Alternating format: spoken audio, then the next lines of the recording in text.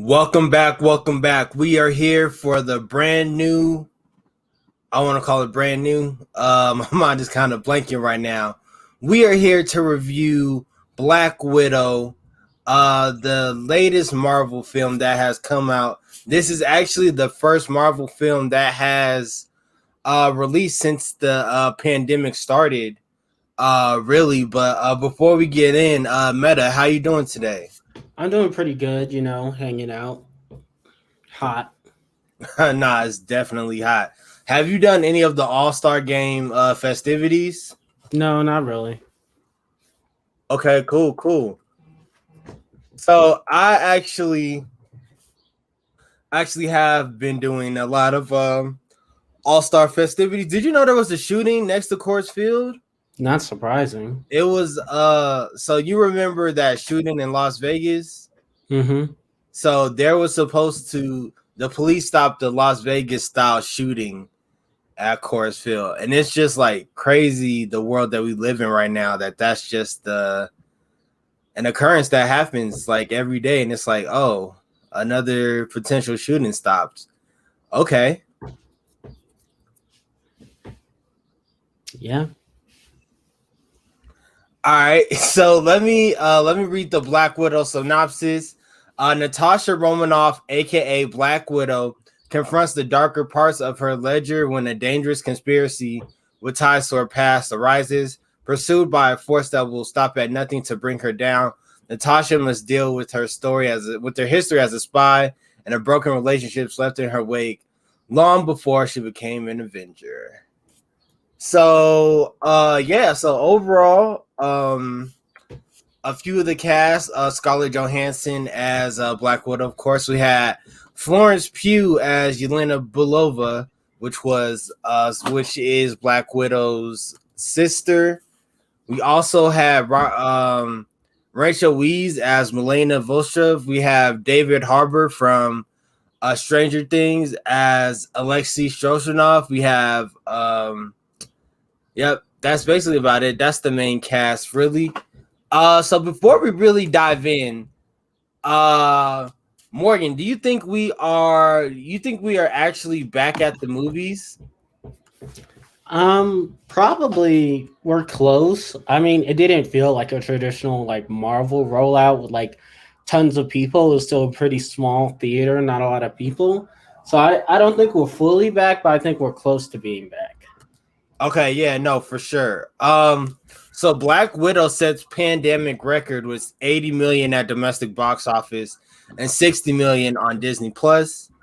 And this just goes to show that this disruptive, I don't want to even call it disruptive anymore, but this new model of film releases definitely changes the game, because 60 million just through Disney Plus is crazy to think about. But let me ask you this: would you ever pay $30 just for one film to see extra, or do you quite know how the Disney Plus Premier Access tier works?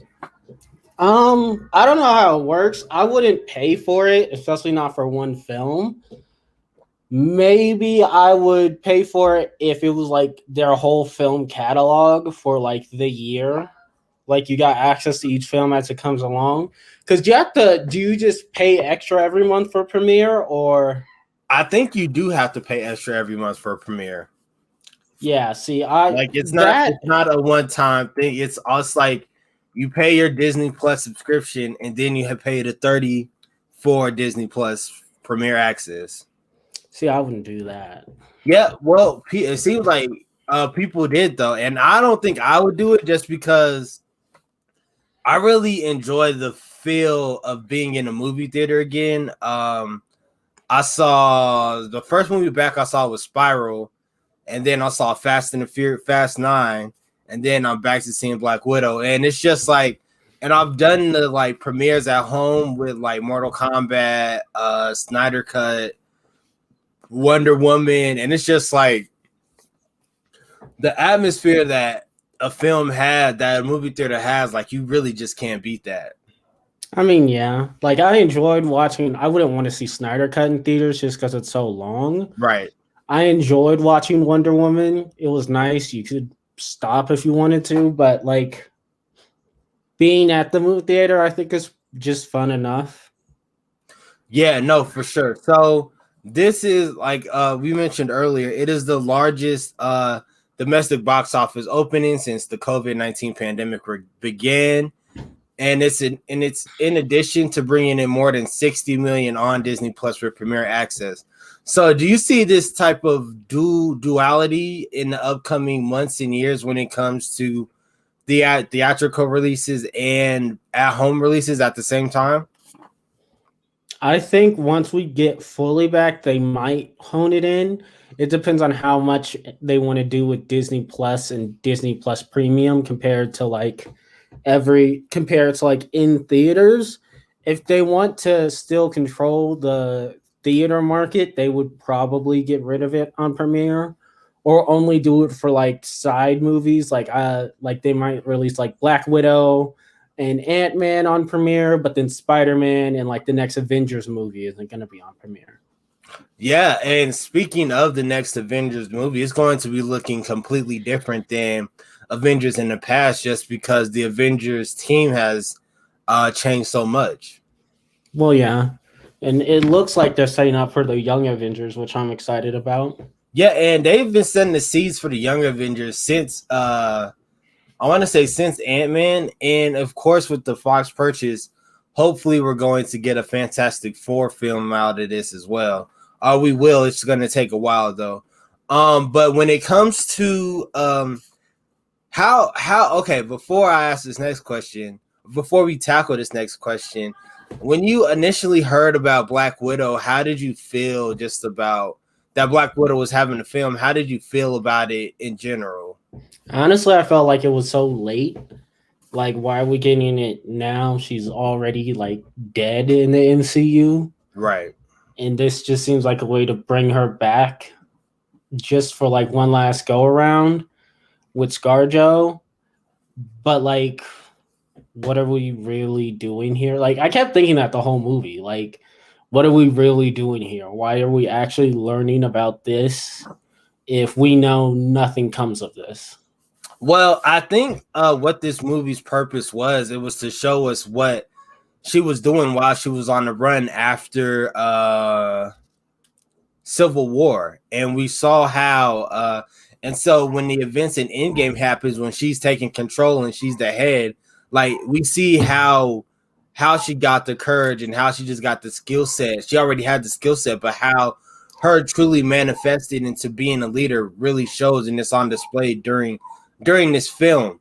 But when I first heard about a Black Widow film, I just was not excited just because we've had the Russian plant in America and turns, and then she's a good guy and a bad guy. We've had it with like Atomic Blonde, we've had it with Salt, we've had it with Red Sparrow. So it's just like I feel like even though Black Widow is a character in itself, I feel like this film genre, this Russian female spy, we've seen this over and over again, and it's like the same film every 3 years.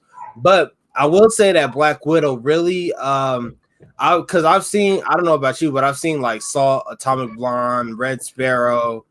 I've been watching Hannah on Amazon Prime, and so I would say that Black Widow is in that top tier of Russian female spies, spy movies. Yeah, I mean, one of my but favorite movies from like high school was Hana. Like I loved that movie. So seeing it, I think Black Widow elevates it a bit just because it is the MCU.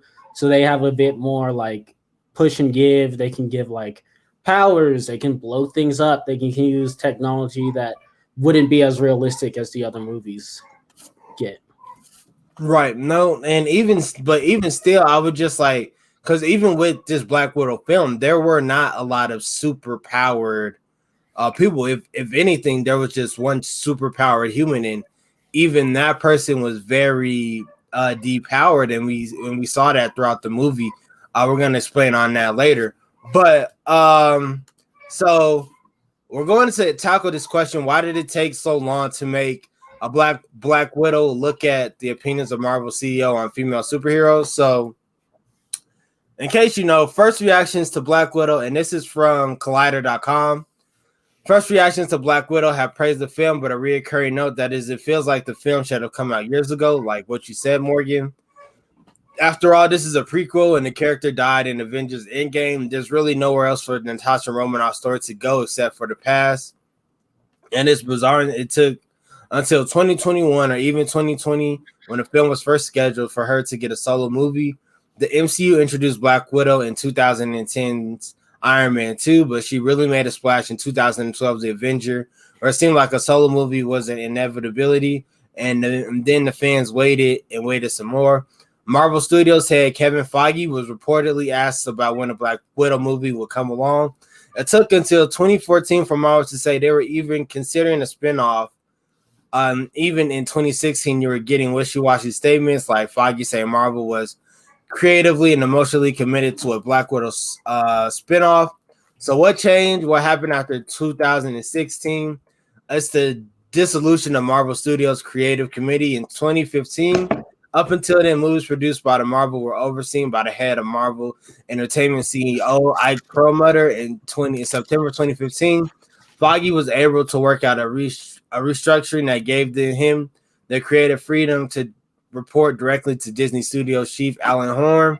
Perlmutter still had a say over Marvel's TV slate of CVs, where creative control was given to Jeff Loeb, but the movies belonged to Feige. The studio quickly moved to greenlight their two biggest hits, Black Panther and Captain Marvel.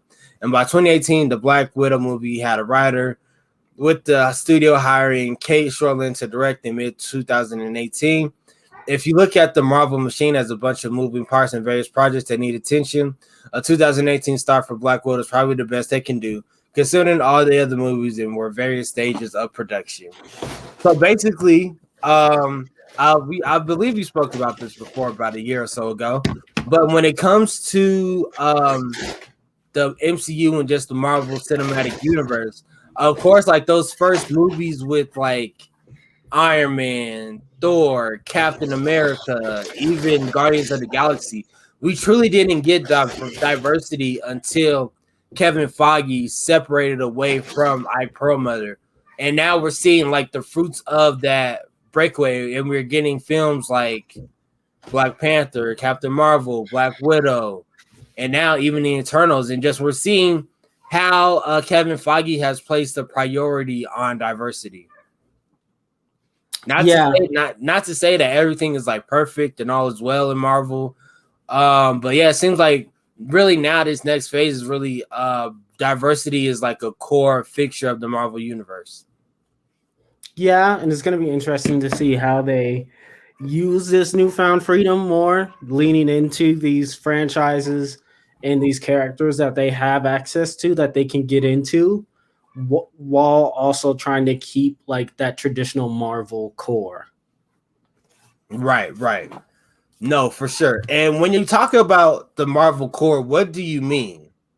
Like they have their core like Marvel-isms, like comedy, action, powers, witty jokes. And so they still have to keep that sort of identity to make it still feel like that movie, while still also trying to branch out and be more diverse. Right. No, for sure. So next up, I don't know if this has been coming up on your timeline or not, but the pun intended, the overreaction / marvelization of Black Widow. So of course, like when it comes to Marvel movies, there's people who are always going to love it, and then there's going to be people who always aren't going to love it, and then there's not going to be that like center middle that you always need to have that reaction. And we see that I linked the story, and it says Black Widow, Britney Spears, and when families fail to protect their most vulnerable. Now, I get the connection. I get it between women and girls needing to be protected from the predators in their family. But at the same time, Black Widow is a fiction movie. It's fictional. You should not be like I just myself personally. I don't put that much stock into real world applications to Marvel movies. Yeah, I mean, there's always a sort of conversation that can be had, and Black Widow definitely brings up themes of trafficking, trafficking of women, and abuse, and of course, body control, which I think is good lessons, good things that need to be talked about and shown in media.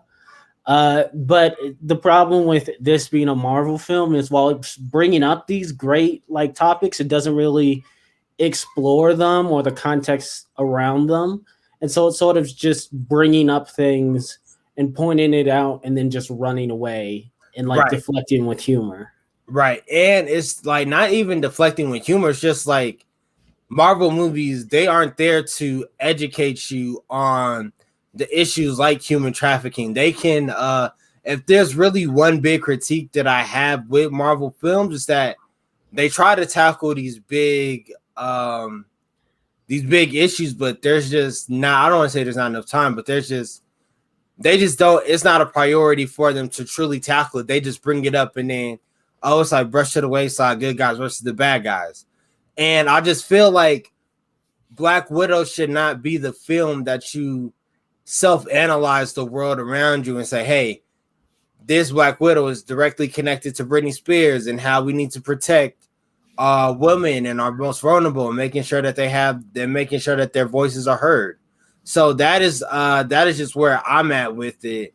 But yeah, because at the end of the day, comic books do tackle these issues, but they tackle them through the actual comics. And if there's one glaring flare that I have with Black Widow, is that they kind of went into her past, but they didn't really, just from a fan and reading the comics over the years, they didn't really get into what the Red Room does to you psychologically. Like, yeah, they say, yeah, it changes me forever, and it did this, and this is how I was scarred. But you truly don't realize, like, you truly don't get the aspect of how much the Red Room changes those young girls to be assassins and how they are basically emotionless killers, and how that is a big deal. Yeah, I mean, they yada yada through a lot of training for the Avengers, which is actually something I'd like to see more of, just like practicing and training of the Avengers. But one thing that I do think is important about this movie, and I think they've been leaning into this more with their TV shows, is just the power and authority you command when you are an Avenger, when you're called an Avenger, especially one of the main Avengers. Because they're like, they keep bringing up, they're like, she's an Avenger. She like fights villains. And he's like, what power would I have if I had an Avenger at my side? And I think because so many of the Marvel movies focused on like the character and what they're doing, not a lot of them get time for the character to just go outside and interact with other people who aren't in the superhero game. You sort of lose the gravitas of what these people mean to the people around them. And I think that's something that they needed more in like Infinity War and in Endgame. It's just like, these are Avengers. People look at these people like they're heroes. They're basically gods. And even though she doesn't have powers, she's still an Avenger. She's still someone who can like swing the pendulum to your side. She's still expected and believed to be able to defeat anyone who's put in front of her. Right. And not even that, but just how because at the time she was on the run. Remember, she was, because she broke the Sokovian Accord, so she was literally on the run. And for her to still command that much power, like, and that much influence still as a international criminal, like, that's just insane to think, and something that we never really truly thought about just as fans. Yeah. But next up, we're kind of skipping ahead, but I wanted to just talk about this. And how the Black Widow in credit scene sets up Marvel's next hero and villain. And this is the interesting evolution. I would say this is the interesting evolution of the relationship between Disney Plus and the MCU. Like, of course, we have gotten WandaVision, Falcon and the Winter Soldier. We're in the midst of Loki right now. We're getting Hawkeye later this year. We're getting What If next. We're getting What If next month. And we're just seeing how seamlessly Marvel has intertwined their film and movies division, where everything seems canon and literally everything matters. And it seems like it's a lot just like comic books. It's like everything matters. Like, you may not think this tidbit matters, but guess what? It's gonna pop back up with you. And we're seeing that with that end credit scene. And it looks like the creation of a anti-heroes group that we're going to see. And even then with that, we could be seeing the reappearance of some of Marvel's even some of their Netflix characters. Of the TV shows we had the shows before Disney Plus, like Cloak and Dagger, Runaways, in the Netflix trilogy. Which one of those do you want to see in the MCU the most? The most, I wouldn't want to see Runaways or Cloak and Dagger, just because those are younger audiences. So I would much prefer them to stay on their own medium. But I would like even like Agents of S.H.I.E.L.D. and all that, like that's its own thing. But them being more encompassed in the Marvel universe, moving on. Like, I know the show's over, but just seeing that and just how and just like I would really like a Heroes for Hire type of thing back in the MCU. Like, I know this probably won't happen for a minute, but I would enjoy that as well. I think I'd like to see some of the Runaways or Cloak and Dagger come back, just because those were really good TV shows. And they were like well made. They had some interesting characters. And I feel like, especially with the young Avengers coming into the picture, I feel like those would be interesting characters for them to be interacting with and fighting. Right. But yeah, no, I just think it's a beautiful thing that we're seeing, in how, especially in this time and age, when I remember I watched Loki on Wednesday night, and then the next night I'm watching Black Widow in the theaters, and it's just like this, and it just felt seamless, and like everything was put together and everything just like made sense. Yeah, they're definitely doing a good job of planning out this next phase. But enough of that. Let's get to the meat of this.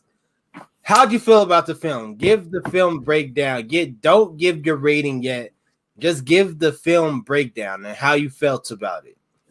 I really enjoyed the movie. I had a lot of fun. It was a good classic MCU movie. I liked the family dynamic that Black Widow and her family had, and their connections and their banter was very strong. It was interesting to see Black Widow put in a place where she's Top Gun. She's the one that everyone is listening to. And it was a good movie in the fact that I feel like it should have been made during the time when she's at Run, and really put in an emphasis on that moment of like the Avengers are broken up. They're a broken family that needs to come together eventually. Honestly, I would say I'd want more, but like I don't know how much more they can fit in with Black Widow. Like, they could maybe do a prequel, maybe some of her time in the Red Room, maybe like a Budapest like mini series. I don't know how much they can actually do with where the character is right now. They can definitely do a lot more with her family, which is probably what they're going to do. And I'm interested to see just more of that like spy world, because MCU sort of has layers, and the Red Room seemed to be like on a layer close enough that the Avengers should probably know about it, but they're not actually watching it, and not exactly on that Shield level yet. And I'd like to see more characters that live in like this between layer between like the Avengers and Shield. No, for sure. Just myself, I love it. I love Black Widow. It seems like Kate Shortland took a few notes from my favorite Marvel film, Captain America: Winter Soldier, and just like even with like the announcement of different locations and just like the story was all right, but like I'm always here for a good spy espionage film, and we got that. And it wasn't just this film aspect, but it's also a big thing this month. A big thing this month that's happened in theaters. Family. Shout out to Dominic Toretto and John Cena.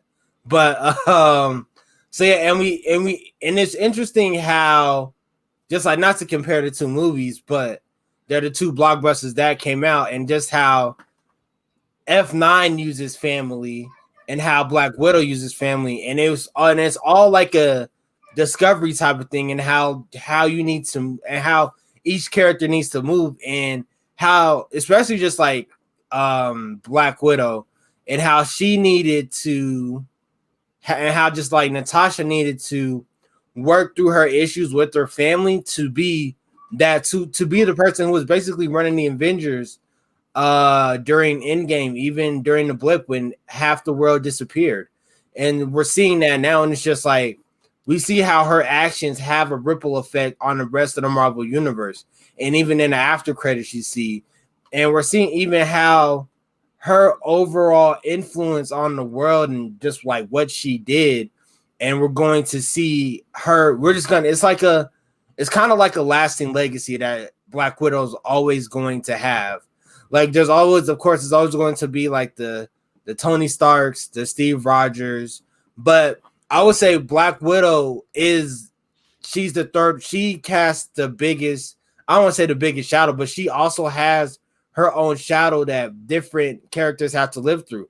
If the DCEU had their big three, which is Superwoman, Wonder Woman, Superman, and Batman, the big three of the MCU is Tony Stark, Captain America, and Black Widow. And so I think this is just a service. This was a service call to Black Widow, and just like a curtain call, just like thank you for everything that you've done for the Marvel Universe. This is your reward, and this is like the lasting legacy you're always going to have. Yeah. So one thing I want to ask you about, how did you feel about the fight scenes? I liked them. They were nice. I actually think Disney spent the pandemic working how to shoot on their fight scenes, because I was like, oh, this looks pretty good. This is better than the Daredevil hallway scene y'all be showing us.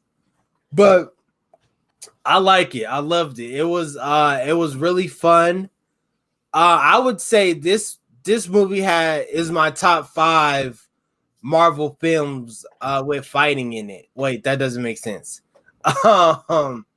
It's one of my favorite. The fight scenes are one of my favorites in the Marvel universe.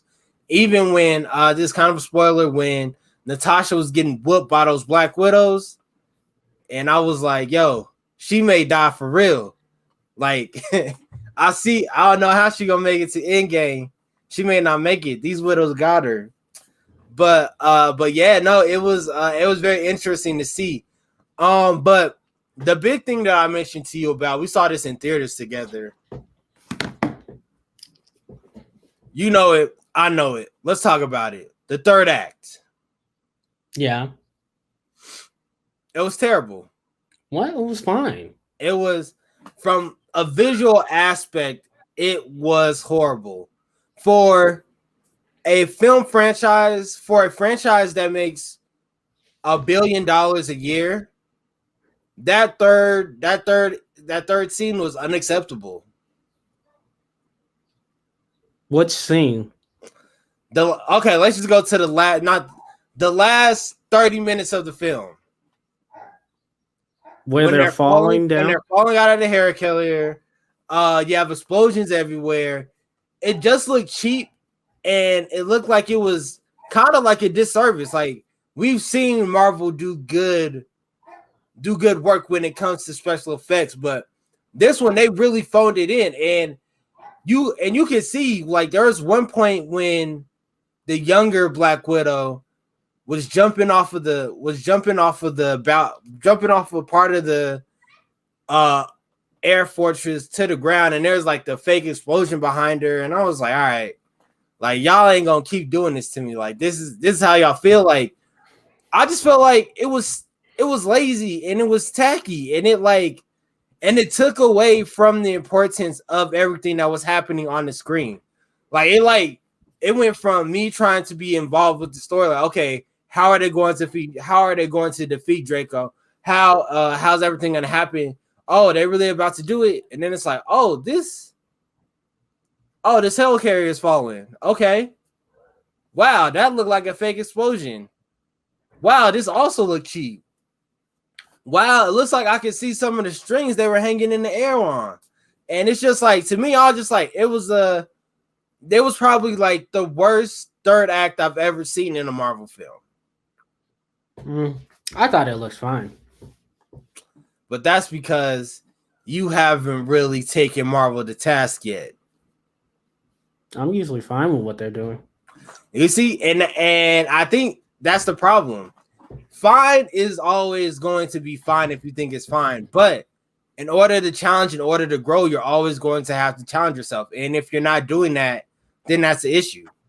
I thought the CGI looked fine. It looked normal to me. The only CGI I noticed that looked particularly bad was when they parked the helicarrier, and that looked fake as all heck. But like other than that, it seemed like a normal like final act of them falling through the sky. Here, hold up. I want to show you this. Look at this. Very fake. Look at this. Very fake. Very fake. Nah. That whole third act was not good to me. Just visually it wasn't good. And it was hard for me to concentrate on the film when the effects are so bad. And it takes away from the quality of the film in general.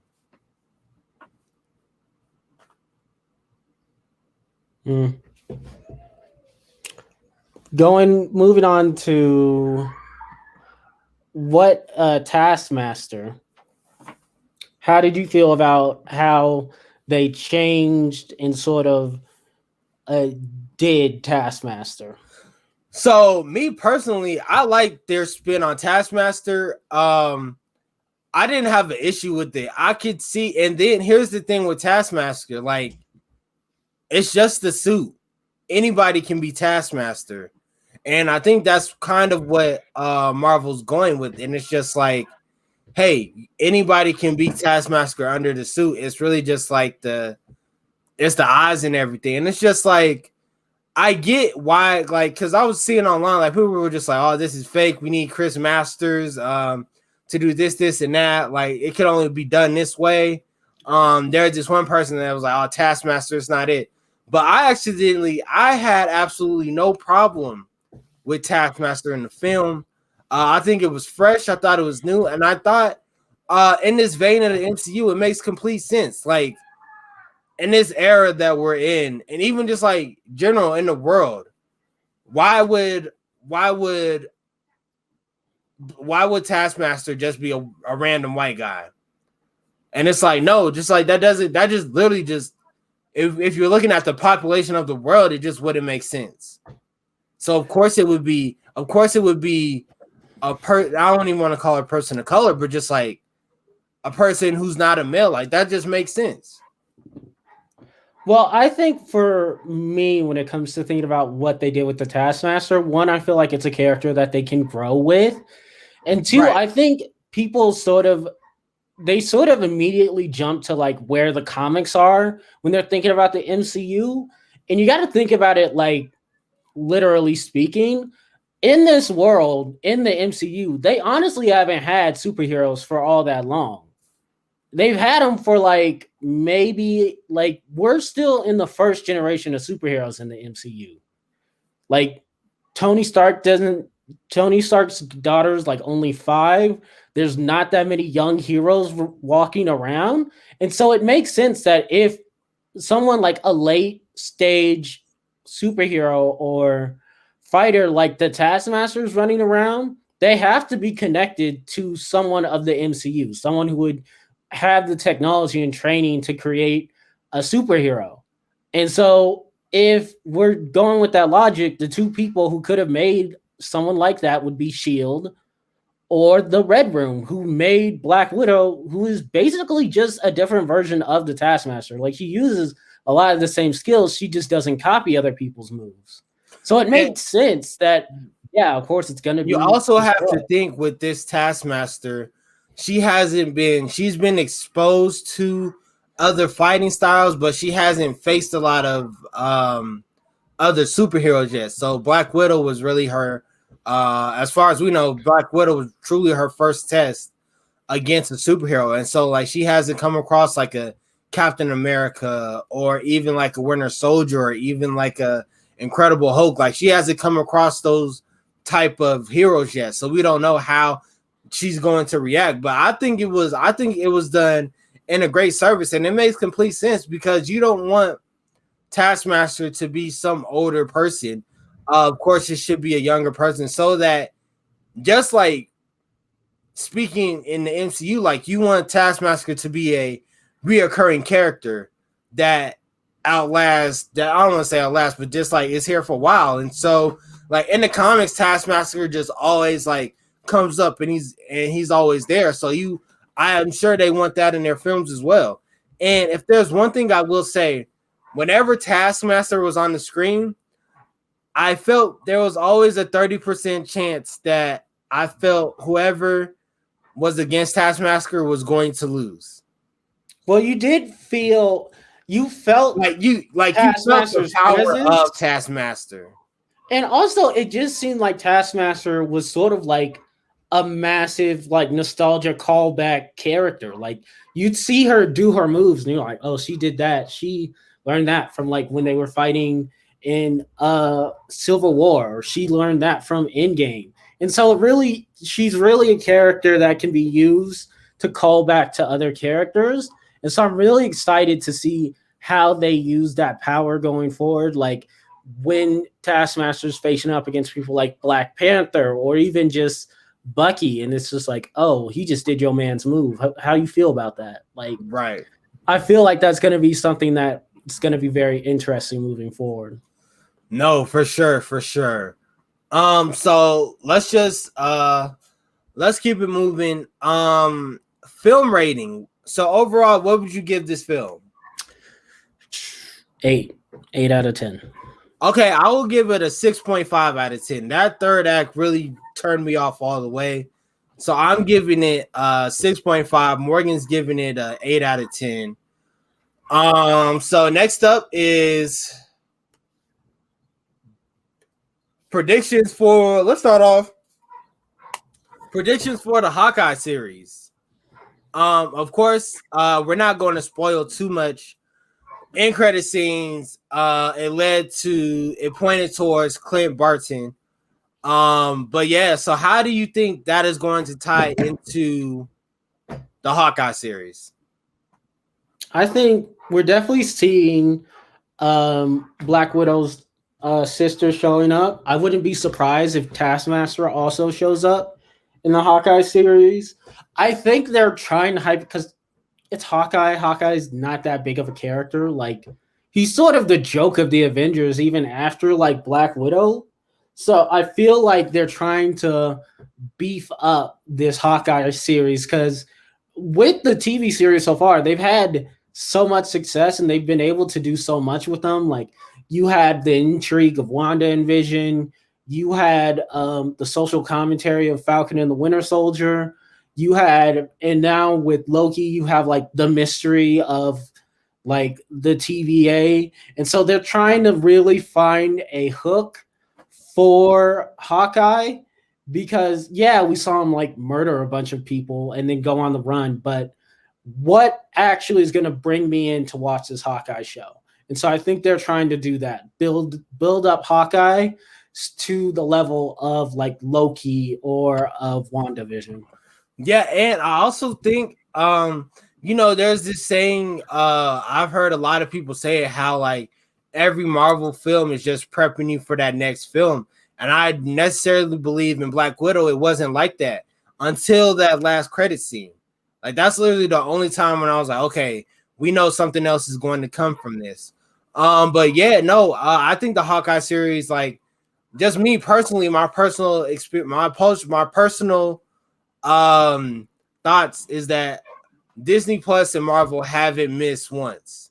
And I think this is going to continue that streak and even raise the level because, of course, we have like Falcon Winter Soldier, Loki, WandaVision, and that's like, okay, them testing the waters. Them with Hawkeye, I was like, okay, this is how we're really going to bring it. We're going to take everything to the next level with throughout the whole universe with our films, with our TV shows. And so I think this is just the elevation of that. Yeah, definitely.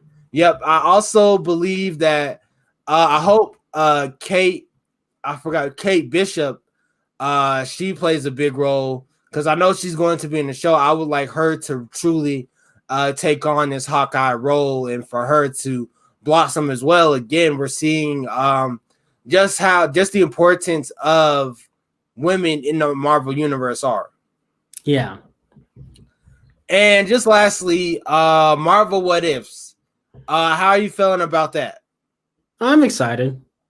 Yeah, I am too. The Marvel What Ifs are one of my favorite comic book series, so I'm definitely looking forward to that. I definitely am looking forward to see how Tony Stark would turn out if Killmonger found him. Definitely looking forward to that. But I just want to say thank y'all for listening. We have a few things coming down the pipeline. I don't want to ruin it as of yet. Make sure you're following me on all social media platforms at Flow My Hero. Make sure you're following Meta on all social media platforms at Metro Meta 26. Follow the brand everywhere at 26 and Glencoe Media Network. And until next time, peace. See ya.